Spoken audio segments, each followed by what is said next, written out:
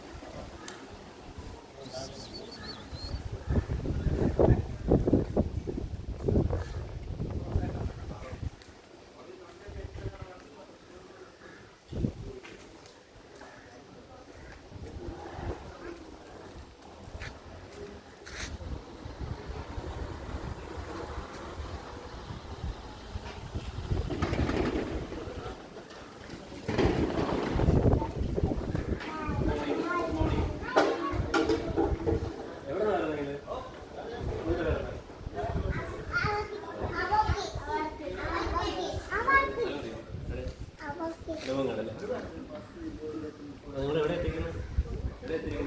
സ്ഥലത്തിൻ്റെ പേര് അറിയാമോ? എവിടെയാണ് ഈ ഓഫീസ്? Fire station.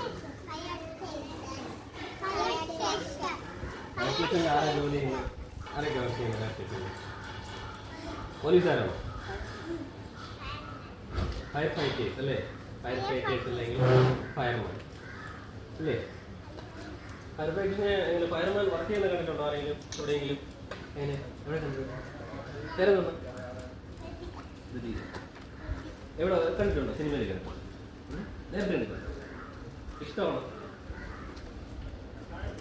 അപ്പോൾ ഫയർ ഫൈറ്റേഴ്സിൻ്റെ നമ്മുടെ എന്താണ് ജോലി? അവരുടെ ജോലി എന്താണ്? നശിക്കണമെങ്കിൽ അല്ലേ? തീയണക്കി. അതുപോലെ തന്നെ നിങ്ങൾക്ക് എന്തെങ്കിലും അപകടം ഉണ്ടെങ്കിൽ നമ്മളെ വിളിച്ചു കഴിഞ്ഞാൽ ഞങ്ങൾ എന്ത് ചെയ്യും? നിങ്ങളെ രക്ഷിക്കാനായിട്ട് അല്ലേ? അപ്പോൾ ഏത് നമ്പറിലാണ് നിങ്ങൾ വിളിക്കേണ്ടത് അറിയാമോ? Emergency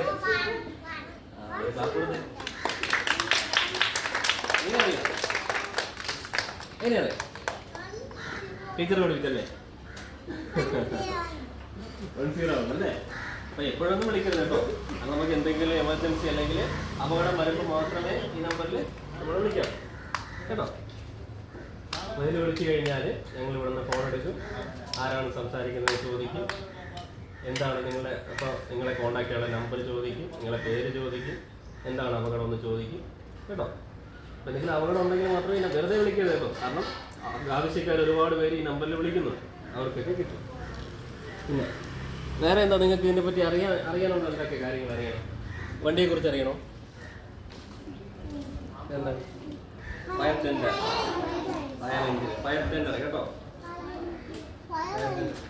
okay. ഇതിലെന്തൊക്കെയാണ് ഞങ്ങൾ എങ്ങനെയാണ് ഇത് ഫയർ ഫൈറ്റ് ചെയ്യുന്നത്? എന്തുകൊണ്ടാണ് ഫയർ ഫൈറ്റ് ചെയ്യുന്നത്? വെള്ളം അല്ലേ? അപ്പോൾ ഇതിലെന്താ? വെള്ളമാണ്.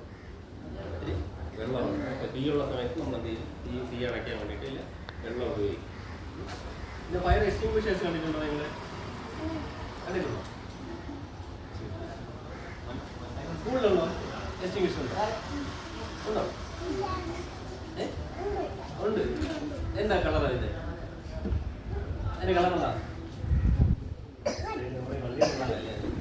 കണ്ടിട്ടുണ്ടോ?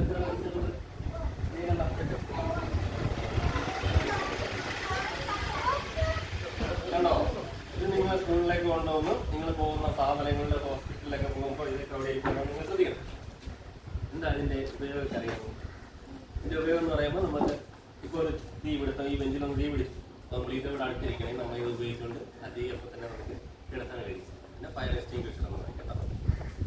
നമ്മൾ പോകുന്ന സ്ഥാപനത്തിലേക്ക് ഇതുണ്ടോ? പിന്നെ ബോട്ടിലൊക്കെ യാത്ര ചെയ്യുന്നുണ്ടോ? ചെയ്തിട്ടുണ്ടോ? ആരെങ്കിലും യാത്ര ചെയ്തിട്ടുണ്ടോ? ബോട്ടിൽ യാത്ര ചെയ്തിട്ടുണ്ടല്ലേ? അപ്പോൾ നിങ്ങൾ എന്ത് ചെയ്യും? നമ്മുടെ ലൈഫ് ജാക്കറ്റൊക്കെ ഇട്ടിട്ടുണ്ടോ യാത്ര ചെയ്തത്? ആണോ? അപ്പോൾ നിങ്ങൾ ബോട്ടിലേക്ക് കയറുമ്പോൾ അതില്ല എങ്കിൽ അവരോട് പറയണം കേട്ടോ, ഞങ്ങൾക്ക് ലൈഫ് ജാക്കറ്റ് വേണം, ലൈഫ് ജാക്കറ്റ് ഉണ്ടെങ്കിൽ ഞങ്ങൾ ഈ ബോട്ടിലേക്ക് സഞ്ചരിക്കൂ എന്ന് പറയണം കേട്ടോ. കേട്ടോ? ശ്രദ്ധിക്കണം കേട്ടോ. അതുപോലെ തന്നെ നീന്തൽ അറിയാതെ നീന്തൽ പഠിച്ചിട്ടുണ്ടോ? എന്താ പേര്? എന്താ പേരെന്താ? കൃത്തിക അല്ലേ? ആക്കോട്ടെ, നീന്തൽ അറിയാതെ